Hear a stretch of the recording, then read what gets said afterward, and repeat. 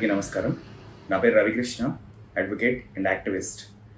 మీ అందరికీ తెలుసు, రీసెంట్గా గూడెం మైపాల్ రెడ్డి గారి ఇంట్లో ఈడీ ఎన్ఫోర్స్మెంట్ డైరెక్టరేట్ సోదాలు నిర్వహించడం జరిగింది. వారి కుటుంబ సభ్యుల ఇంట్లో, తర్వాత వారికి సంబంధించిన ఒక 10 లొకేషన్స్లో దాదాపు 2 రోజుల పాటు సోదాలు నిర్వహించి నిన్న శుక్రవారం సాయంత్రం ప్రెస్ నోట్ రిలీజ్ చేశారు. ఇలా 300 కోట్ల రూపాయలు బిల్డింగ్ మెటల్, రోడ్ మెటల్కి సంబంధించి, కాంక్రీట్కి సంబంధించి వీళ్ళు ఎక్స్కవేషన్ చేసి అమ్ముకున్నారు అని చెప్పని, దానికి తోడు ఒక 39 కోట్లు ట్యాక్స్ కూడా ఎవేషన్ ఉంది అని చెప్పడం జరిగింది. అయితే ఈ ఇష్యూలో వాళ్ళిద్దరు కూడా స్పందించారు. ఇంతకుముందు ఒకసారి గూడెం మధుసూదన్ రెడ్డి ఎమ్మెల్యే గారి సోదరుడిని ఇంతకుముందు పటాన్చెరు పిఎస్లో ఎఫ్ఐఆర్ అయినప్పుడు దాంట్లో అరెస్ట్ చేయడం జరిగింది, రిమాండ్ పంపించారు. కానీ 20 రోజుల్లోనే బెయిల్ పైన బయటికి రావడం జరిగింది ఆయన.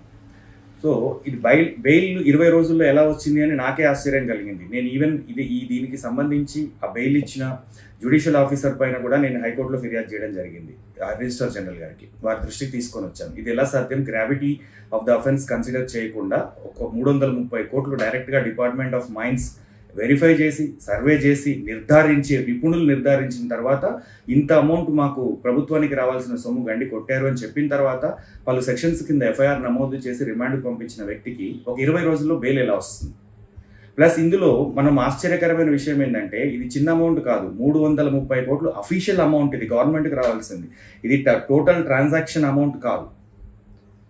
ఇంకొకటి, ఇది ఎక్కడా కూడా ఈ అమౌంట్ వాళ్ళు అకౌంట్స్ రికార్డ్స్లో ఎక్కడ లేదు. అంటే ఇదంతా కూడా బ్లాక్ ట్రాన్సాక్షన్ అని చెప్పని, బ్లాక్ మనీ ట్రాన్సాక్షన్ అని చెప్పని ఈడీ సోదాల్లోనే బయటపడ్డది. వాళ్ళే అఫీషియల్గా కన్ఫర్మ్ చేశారు, వాళ్ళ అకౌంట్స్ బుక్స్లో ఈ అమౌంట్ ఎక్కడ రిఫ్లెక్ట్ అవ్వట్లేదు అని. సో ఇది ఇష్యూ ఎక్కడ స్టార్ట్ అయిందంటే 2023 జనవరి, ఫిబ్రవరి మాసం ఎండింగ్ వరకు అనుకుంటా. నా దగ్గరికి కొంతమంది మిత్రులు లగ్డారంలో మైనింగ్ ద్వారా ఇబ్బందులు పడుతున్న విషయాలు నా దృష్టికి తీసుకొని వచ్చారు. నేను లగ్డారం విలేజ్ సందర్శించడం జరిగింది. మొత్తం అణువు తిరిగాను. ప్రతి మైనింగ్ పెట్టిని ఇన్స్పెక్ట్ చేయడం జరిగింది. వీడియోస్, ఫొటోస్ అన్నీ కలెక్ట్ చేసుకున్నాను. బాధితులతో మాట్లాడడం జరిగింది. ఇవన్నీ జరిగిన తర్వాత నేను డిపార్ట్మెంట్ ఆఫ్ మైన్స్కి డీటెయిల్ రిప్రజెంటేషన్ సమర్పించాను. నేను ఇచ్చిన రిప్రజెంటేషన్ ఆధారంగా మార్చ్ 11వ తారీఖు రోజు assistant director mines head office నుంచి ఇన్స్పెక్షన్కి రావడం జరిగింది. ఇక్కడ సంగారెడ్డి ఏడీ మైన్స్తో పాటు వివిధ సంగారెడ్డి జిల్లా రెవెన్యూ యంత్రాంగం వచ్చి అక్కడ ఇన్స్పెక్షన్ చేశారు site.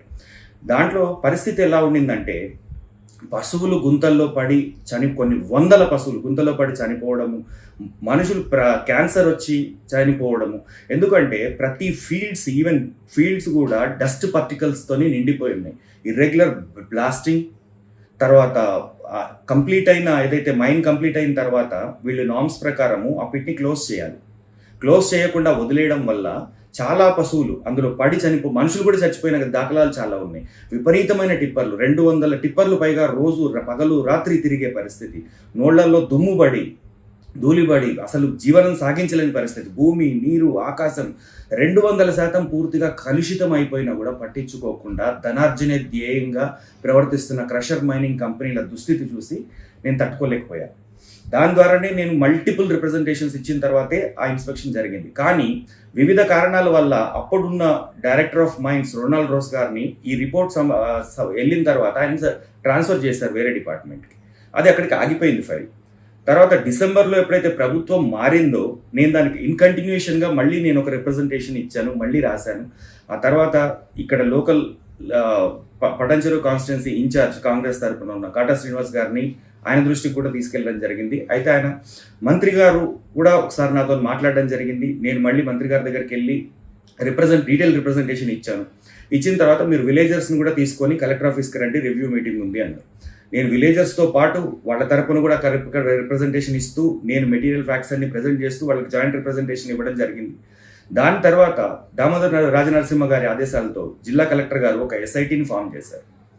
SIT consisting of RDO, AD mines and irrigation and team of multiple sectors, even experts from various fields were there in that. So ఈ ఇన్స్పెక్షన్ దాంట్లో వాళ్ళు మొత్తం 36 మైనింగ్ కంపెనీలకు సంబంధించి నేను ఇచ్చిన ఫిర్యాదు పైన వాళ్ళు లోతుగా సర్వే చేశారు, తిరిగారు, పరిశీలించారు, వాస్తవ పరిస్థితులు ఉన్నాయి, మనం చెప్పిందంతా కరెక్ట్ అని వాళ్ళు భావించడం జరిగింది. దాంట్లో లోపాలు, వాళ్ళు సేఫ్టీ పాటించట్లేదు ఒకటి, ఇర్రెగ్యులర్ బ్లాస్టింగ్ ఒకటి, హై ఎక్స్ప్లోజివ్స్ అసలు బ్యాన్ చేసిన ఎక్స్ప్లోజివ్స్ని కూడా వాడుతున్నట్టు దాంట్లో స్పష్టమైంది. దానివల్ల ప్రజలు పడుతున్న ఇబ్బందులు, ఇల్లు బీటు బారిపోవడము, ఇవన్నీ కారణాలు వాళ్ళు చూశారు అక్కడ. అందులో భాగంగానే ఈ సదరు సంతోష్ శాండ్ అండ్ గ్రానైట్ అనే company represented by Shri Gudem Madhusudan Reddy and his family. ఎందుకంటే ఎందుకు ఫ్యామిలీ అంటే ఆయన విక్రమ్ రెడ్డి ఆయన కొడుకు కూడా దాంట్లో పార్ట్నర్. ఆయన ఎమ్మెల్యే గారు స్వయంగా ఈ విషయం ప్రెస్ మీట్లో కూడా ఒప్పుకోవడం జరిగింది. This is on records. So వీళ్ళు నడిపే కంపెనీలో వాళ్ళకు పర్మిషన్ ఉన్న ఏరియాలోనే 11,000 క్యూబిక్ మీటర్స్ 11 లక్షల క్యూబిక్ మీటర్స్ ఎక్కువగా ఎక్స్కవేట్ చేసి బిల్డింగ్ స్టోన్ అండ్ రోడ్ మెటల్ని అమ్ముకోవడం జరిగింది. అది కాకుండా ఎక్స్ట్రా 10 ఎకర్స్ పైగా 4.27 ఎకర్స్ని హెక్టార్స్లో మైనింగ్ చేసి which is equal to almost 10 to 12 acres government ల్యాండ్లో ఎక్సెస్ ఎక్స్కవేట్ చేసి ఇంకొక 10 lakh క్యూబిక్ మీటర్స్ ఇవి బిల్డింగ్ రోడ్ మెటల్ని వీళ్ళు అమ్ముకోవడం జరిగింది. ఈ రెండు కలిపి టుగెదర్ గవర్నమెంట్కి లాస్ అయిన అమౌంట్ మాత్రమే 330 కోట్లుగా అఫీషియల్గా తేల్చడం జరిగింది. దాని ప్రకారం పటాన్చెరు ఎంఆర్ఓ ఇచ్చిన ఫిర్యాదు ఆధారంగా ఎఫ్ఐఆర్ రిజిస్టర్ చేసి మధుసూదన్ రెడ్డి గారిని అరెస్ట్ చేసి రిమాండ్ చేయడం జరిగింది. కానీ ఏం జరిగిందో తర్వాత నాకు తెలియదు పరిస్థితులు. కానీ 20 రోజుల్లో బెయిల్పై వచ్చిన తర్వాత నాకు ఆశ్చర్యం కలిగింది. మనీ రికవరీ మాట లేదు, బెయిల్ ఇచ్చేశారు, అక్యూజ్డ్ మళ్ళీ హైలీ ఇన్ఫ్లుయెన్షియల్. దీంట్లో ఇంకొక విషయం తెలుసుకోవాల్సింది ఏంటంటే మార్చ్ 10, 2023 రోజే సిపిసిబి మెంబర్ సెక్రటరీ ఈ సదరు కంపెనీకి అన్ని నోటీసెస్ ఇచ్చిన తర్వాత after following due procedure closure orders issue చేశారు. అది నేను ఈ కంపెనీని దీనికి సంబంధించిన డీటెయిల్స్ నేను గూగుల్లో వెతుకుతుండగా ఒక ఆర్డర్ కాపీ కనిపించింది సిపిసిబి వెబ్సైట్లో. అది చూస్తే నేను షాక్ అయ్యాను. 2023లో క్లోజింగ్ ఆర్డర్స్ ఉన్న కంపెనీ 2024 మార్చ్లో ఎఫ్ఐఆర్ రిజిస్టర్ అయ్యేంత వరకు వీళ్ళకి ఎందుకు తెలియదు అసలు ఆ కంపెనీ ఎట్లా రన్ అవుతుంది? ఎలా సాధ్యం ఇది? అందులో 10 ఎకరాలు ఎక్సెస్ కబ్జా చేసి మైన్ ఎక్స్కవేట్ చేసి అమ్ముకోవడం అంటే ఇది సాధారణ విషయమా? ఓ సాధారణ వ్యక్తి చేయగలడా? సరే, అరెస్ట్ అయిన రోజు ఎప్పుడైతే 15 ఫిబ్రవరి ఆర్ మార్చ్ గూడెం మధుసూదన్ రెడ్డి గారిని పటాన్చెరు పోలీసులు అరెస్ట్ చేసిన రోజు ఆయన సోదరుడు ఎమ్మెల్యే శ్రీ గూడెం మైపాల్ రెడ్డి గారు, జిల్లా మాజీ మంత్రి హరీష్ రావు గారు, ఒకప్పటి ఎంపీ ప్రస్తుత దుబ్బాక ఎమ్మెల్యే కొత్త ప్రభాకర్ రెడ్డి గారు జాయింట్గా ప్రెస్ మీట్ పెట్టి దాంట్లో స్పష్టంగా చెప్పారు. ఏమనంటే సదరు కంపెనీ నా తమ్ముడు నా కొడుకు నడుపుతున్నారు, దానికి సంబంధించింది.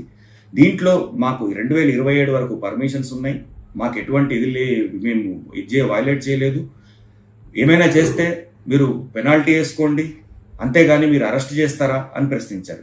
ఇది కాకుండా గత 10 సంవత్సరాలుగా 36 కంపెనీలు ఎటువంటి అనుమతులు లేకుండా మైనింగ్ నిర్వహిస్తున్నాయి. కానీ అంటే ఎమ్మెల్యే గారు కానీ ఆయన ఎవరు మన జిల్లా మాజీ మంత్రి హరీష్ రావు గారు కానీ లేక ఒకప్పటి ఎంపీ కొత్త ప్రభాకర్ రెడ్డి ప్రస్తుత ఎమ్మెల్యే అయిన కొత్త ప్రభాకర్ రెడ్డి గారు కానీ తెల్ల కాగితం మీద కూడా అధికారులకు ఫిర్యాదు చేయలేదు అన్నారు.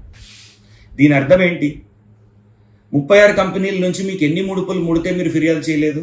మీరు ఒక బాధ్యతాయుతమైన మంత్రి, ఎంపీ, ఎమ్మెల్యే పదవిలో ఉండి ప్రభుత్వాస్తులను దోచుకుంటున్నారని మీకు తెలిసి కూడా, అక్రమంగా మైనింగ్ చేస్తున్నారని తెలిసి కూడా తెల్ల కాగితం మీద కూడా మీరు ఫిర్యాదు చేయలేరని మీరే బహిరంగంగా ఒప్పుకున్నారు అంటే మరి మీ దాంట్లో మీ వాటా ఎంత?